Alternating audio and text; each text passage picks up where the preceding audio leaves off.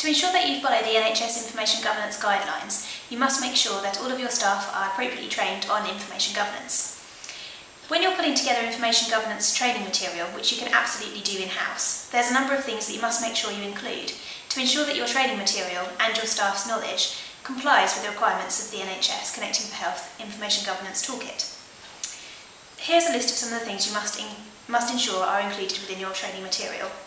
First of all, you must ensure that you provide a definition of what information governance is. It sounds simple enough, but unless people have worked within this area before, they may not understand exactly what is meant by the term. Secondly, you need to do a definition of what information is, and again, think about how that applies to your workplace and to the staff that you're dealing with. Next, think about what it means to actually handle information.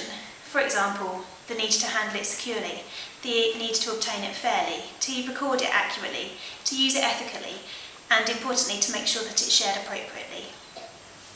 Next, you need to think about the signposting to legislation that dictates these information governance standards. This helps provide a framework and a background of understanding to staff so that they understand why certain pieces of information and guidelines are put into place. It's also important to think about the Information Governance Toolkit itself. This is a tool that's been put together by Connecting for Health to help you assess how well your organisation complies with these key standards. Perhaps a web-based demonstration of how the toolkit works would be a useful way of introducing staff to the information governance standards. Think about your organisation and who is actually responsible for information governance, and be sure that your staff are aware of this individual. Next, think about Caldicott. Lots of staff again may not understand what is meant by Caldicott, so first of all talk about what Caldicott means and then what the Caldicott guidelines are.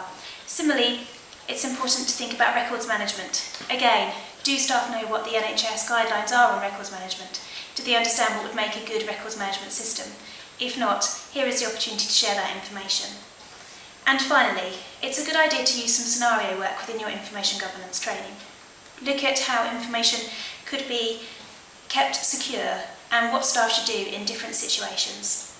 My last point on training material for information governance is that it needs to apply to all of the situations that staff are likely to work within, and it also needs to be approachable for staff. They need to understand how to access that information.